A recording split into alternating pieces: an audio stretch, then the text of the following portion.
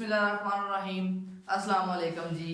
उम्मीद है आप लोग खैरियत से होंगे और बड़े मज़े से आप फिज़िक्स के लेक्चर पढ़ रहे हैं, सुन रहे हैं और समझ भी रहे हैं जी। आज का जो मेरा आर्टिकल है मैंने बोर्ड पे लिखा हुआ है इलेक्ट्रिक फ्लक्स। अब फ्लक्स को पहले देख लेते हैं क्या होता है। फ्लक्स का कॉन्सेप्ट जो है वो नॉर्मली हम हायर ग्रेड्स में यूज़ करते हैं और ज़्यादातर जो इसका कॉन्सेप्ट हम इस्तेमाल करते हैं ना वो इलेक्ट्रिसिटी और मैग्नेटिज्म में आता है। फ्लक्स होता क्या है जी? फ्लक्स से पहले हमने इलेक्ट्रिक फील्ड लाइंस पढ़ी थी। इलेक्ट्रिक फील्ड लाइंस किसी चार्ज के गिर्द वो इलेक्ट्रिक फील्ड होता है जहां पर वो जो है वो अपना एक इफेक्ट रखता है, किसी चार्ज को अट्रैक्ट या रिपेल कर सकता है। This is simple known as electric field lines. और इलेक्ट्रिक फील्ड लाइंस हमारी इलेक्ट्रिक इंटेंसिटी को रिप्रेजेंट करती हैं। ये जो आपके पास एक चार्ज होता है ना उसके पास जो फील्ड लाइंस होती हैं वो 3 डायमेंशन होती हैं। मतलब ये है कि मेरे पास ये एक चार्ज है तो इस चार्ज से फील्ड लाइंस इधर भी जा रही हैं, इधर भी जा रही हैं, इधर भी जा रही हैं, इस तरफ भी हैं, ऊपर नीचे up down right left her direction में 360 डायरेक्शंस हैं। उन 360 डिग्रीज पे आपके पास फील्ड लाइंस जो है वो चेंज हो रही हैं। अच्छा, अब फ्लक्स की बात कहाँ पर इंट्रोड्यूस करवाते हैं। यहाँ पर फ्लक्स की बात यूँ है कि अगर उन फील्ड लाइंस के रास्ते में हम एक एरिया रख देते हैं, यहाँ पर मेरे पास चार्ज है, हम कहते हैं इस पर्टिकुलर एरिया में से कितनी फील्ड लाइंस गुजर रही हैं वो हमारा फ्लक्स कहलाएगा। तो आपके पास जब भी फ्लक्स की डेफिनेशन की जाती है आप एक एरिया स्पेसिफाई करते हैं और उस एरिया में से जितनी फील्ड लाइंस गुजर जाती हैं that is known as flux. मेरा ख्याल है डेफिनेशन को समझने में आप लोगों को कोई दिक्कत नहीं हुई होगी। तो डेफिनेशन को हम बोर्ड पे भी लिख लेते हैं। Number of field lines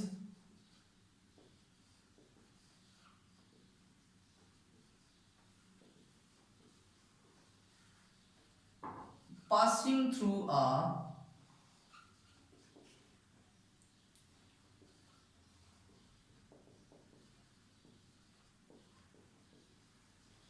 is called electric flux। चूंकि हर फिजिकल क्वांटिटी को रिप्रेजेंट करने के लिए कोई ना कोई नोटेशन, कोई ना कोई सिंबल तो आप लोग यूज करते हैं, तो यहाँ पर इसको रिप्रेजेंट करने के लिए हम एक ग्रीक वर्ड फाई का इस्तेमाल करते हैं। फाई नॉर्मली एंगल्स के लिए मैथमेटिक्स में इस्तेमाल होता है, लेकिन फिजिक्स में हम फाई जो है वो इलेक्ट्रिक फ्लक्स के लिए इस्तेमाल करते हैं।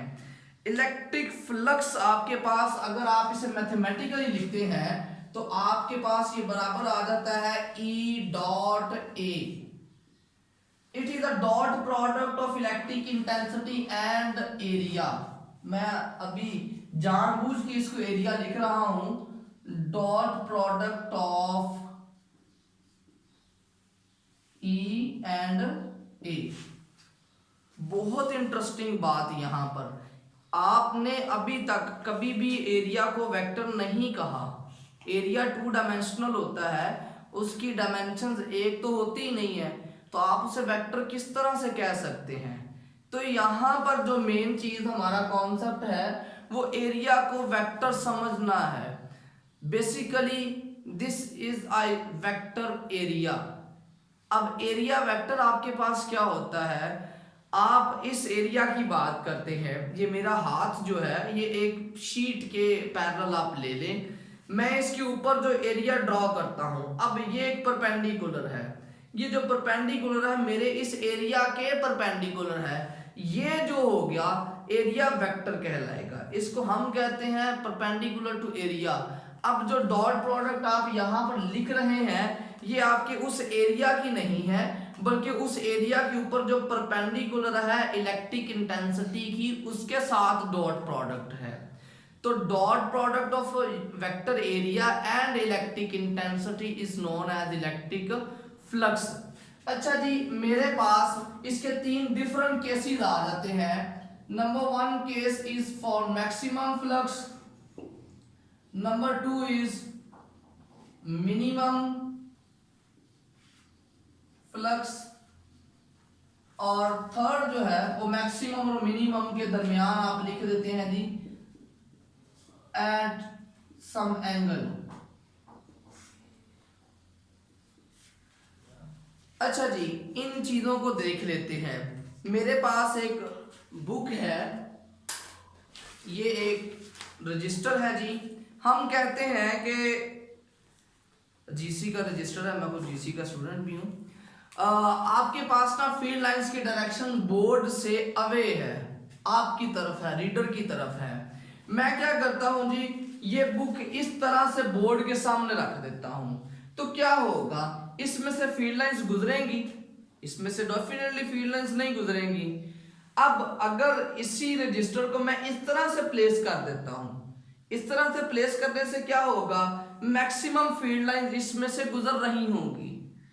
तो आपने दो सिचुएशन देखी, एक ये देखी जिसमें मैक्सिमम फील्ड लाइंस गुजर रही हैं, और एक आपने ये देखी जिसमें मिनिमम फील्ड लाइंस आपके पास गुजर रही हैं। अब इन दो की बात करते हैं स्टूडेंट। ये आपका एरिया है, ये जो बोर्ड आपको रजिस्टर नजर आ रहा है, इस रजिस्टर की पूरी सरफेस आपका एरिया है।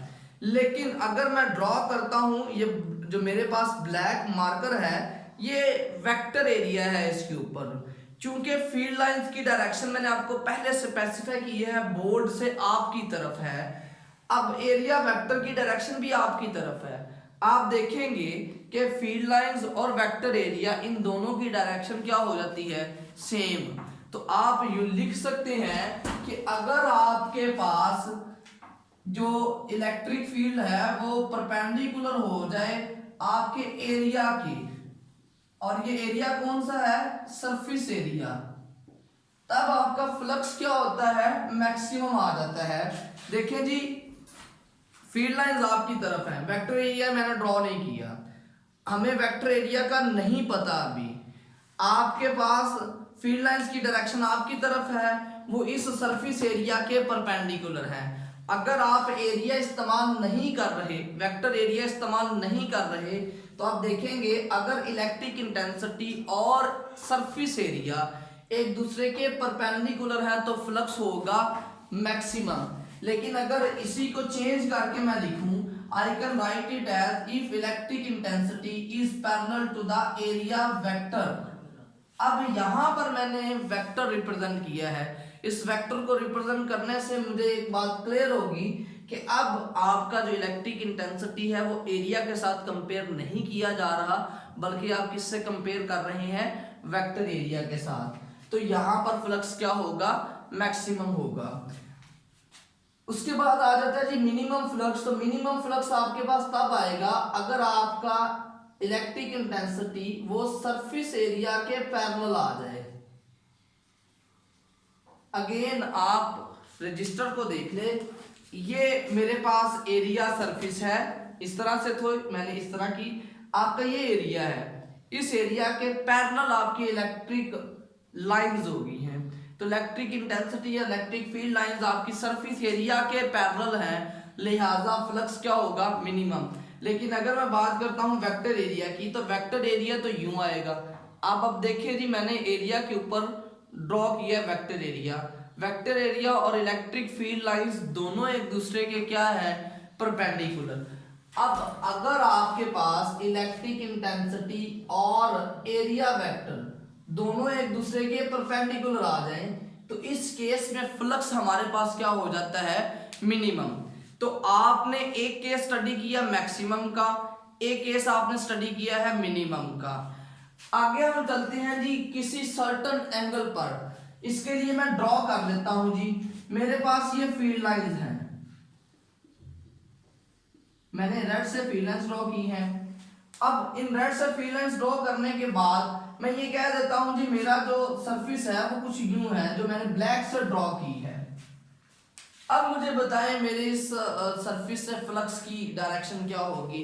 ये बिल्कुल ऐसी बात है कि पहले आपने ये केस पढ़ा, फिर आपने ये पढ़ा, अब आप ये केस पढ़ रहे हैं।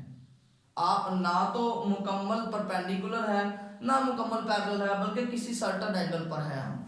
तो इस केस में आपके पास क्या वैल्यू आती है जी, तो हमने एरिया वेक्टर ड्रॉ करना है। मेरे पास ये एक एरिया वेक्टर आ जाता है, ये एरिया वेक्टर है, ये एरिया वेक्टर है, ये एरिया वेक्टर है। एरिया वेक्टर स्टूडेंट जो मैंने ब्लैक लाइंस ड्रॉ की हैं, ये लाइंस जो हैं आपके इस एरिया के परपेंडिकुलर है। एरिया के परपेंडिकुलर होने से मुराद क्या है कि आपका जो वेक्टर होगा, उस एरिया जो होगा वो उस एरिया के ऊपर, वेक्टर एरिया उसके ऊपर परपेंडिकुलर ड्रॉ होगा। अब हमने जो एंगल लेना है वो आपने यहां पर पढ़ा हुआ है कि वेक्टर एरिया और इलेक्ट्रिक फील्ड लाइंस के दरमियान है।